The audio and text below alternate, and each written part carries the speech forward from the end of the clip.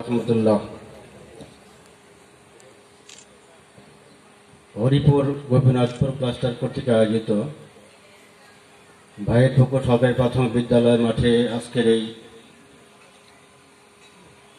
বিদায় বরণ অনুষ্ঠান এবং ক্লাস্টার পর্যায়ে মাসিক সমন্বয় সভায় সম্মানিত সভাপতি, মঞ্চে উপবিষ্ট বিশেষ অতিথি জনাব মোজাফফর হোসেন, চেয়ারম্যান আটমল ইউনিয়ন পরিষদ, অতিথি আমার সহকর্মী সকল সহকারী উপজেলা শিক্ষা অফিসার, বিশেষ অতিথি আমাদের ইন্সট্রাক্টর ইউআরসি তাহের সাহেব এবং আমার সকল প্রধান শিক্ষক, সহকারী শিক্ষক, সুধীবৃন্দ, তিনজন অবসরপ্রাপ্ত বিদায়ী শিক্ষক, আসসালামু আলাইকুম রহমতুল্লাহ। সময় আমাদের অনুকূলে না, এখন আমরা যতই কথা বলবো আপনারা কথাটা ভালোভাবে নেবেন না। তো আমার দুর্ভাগ্য যে এই পর্যায়ে আমাকে কথা বলতে হচ্ছে, কি বলেন? হ্যাঁ, কি কথা বলবো না কমাই দিব? ধৈর্য আছে? নামাজের ওয়াক্ত চলে গেছে, এখন ধরে রাখাটা আমার জন্য অপরাধ, আমাকেও আদায় করতে হবে। অনেক কিছু বলার ইচ্ছা ছিল, যাই হোক আমরা সময়টা আর একটু আগে শুরু করার কথা ছিল, আমরা পারি নাই। তো যারা এখানে আছেন একটু গুরুত্ব সহকারে 2-4 মিনিট আমাকে সময় দেবেন, ধৈর্য সহকারে শুনবেন। আমরা এখানে যারা বসে আছি প্রত্যেকেই আমরা একটা ব্যস্ততার জীবন, আমাদের প্রত্যেকেরই। কেউ বলতে পারবেন না যে আমার কাজ নেই, আমি বসে বসে সময় নষ্ট করি।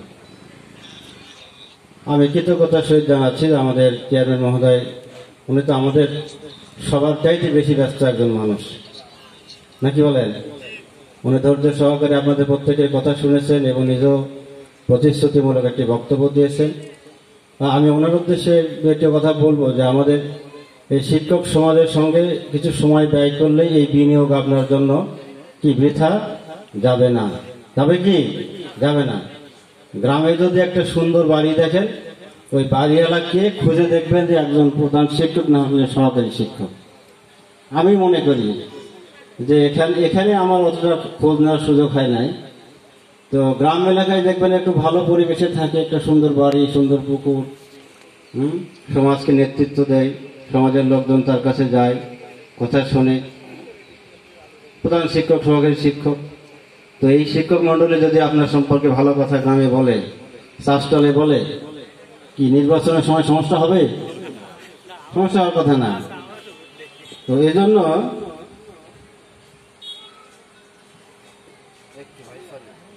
সেক্ষেত্রে আমি বলবো যে আমরা সরকারি ভাবে যদি আমাদের প্রতিষ্ঠান পরিচালিত হয়, তারপরে আপনাদের মতো ব্যক্তিবর্গের সমন্বয় আমাদের দরকার পড়ে।